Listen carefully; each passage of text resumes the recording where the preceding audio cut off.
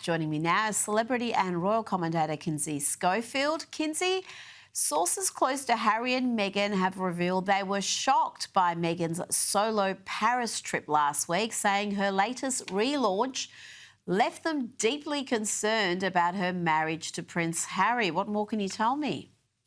That's right. This is coming from the Daily Mail that say the Sussexes both, but especially Harry, would typically turn down opportunities in Paris because it's where his mother tragically died. We learned over the weekend that Meghan wasn't even invited to the Balenciaga fashion show. She personally reached out to the designer and asked if she could attend, completely dismissive of Prince Harry's feelings.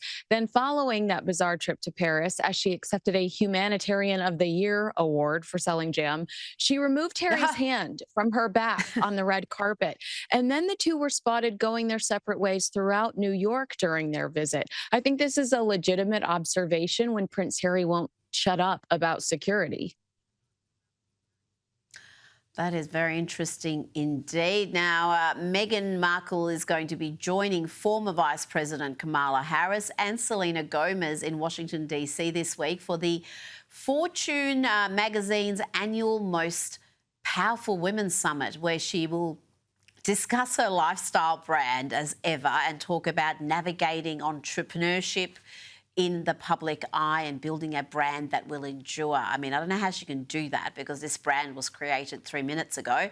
Kinsey, if this is the best, most powerful women list they can put together, then it doesn't say much for this publication. I mean, really, Meghan Markle, how is she powerful? How is she an inspiration to women? She married someone famous from what I can work out. Oh my gosh, is that not the truth? Is she the most powerful in the chicken coop in Montecito? Because that I could understand. But yeah, the idea, the TIG, American Riviera Orchard archetypes, Confessions of a Female Founder, the British royal family. These are all just some of the opportunities that Meghan Markle quit cold turkey. What can she teach us about building a brand that will endure? Her rebrands are giving us whiplash Mm. over here. But I will say it's interesting that Meghan has spent such a significant amount of time away from home between Paris. Now she's heading to Washington, D.C., after telling Netflix cameras that being away from her children made her physically ill. Yeah, and so many of these trips, like you said, are unnecessary. It's not like this is part of her business. This is part of charitable work she's doing. She's basically swanning around, going to fashion shows and collecting awards she doesn't really deserve. So, do you really need to be doing that? Now to revelations that Prince Andrew allegedly emailed pedophile Jeffrey Epstein long after he claimed to have cut all ties, telling him they would ride out their scandal together and would get to play some more soon. Just a day after the notorious photo of him with Ghislaine Maxwell and his sex accuser, Virginia Roberts, was first published. Kinsey, how accurate is this? How legitimate is this? Because if he's posting things like play some more soon to Jeffrey Epstein, I mean, that is just gross. I mean, I'm pretty confident in this report. It's coming from The Sun.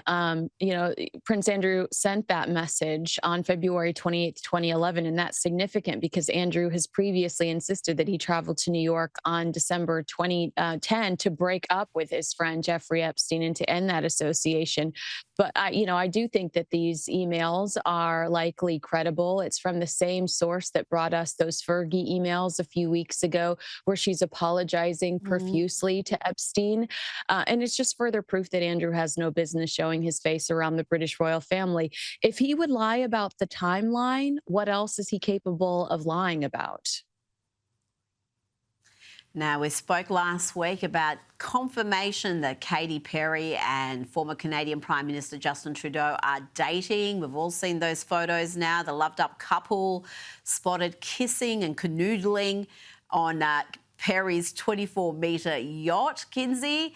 Well, I think they're built for each other, I've got to say. They're both vacuous, they're both self-obsessed, and I think they make a perfect match.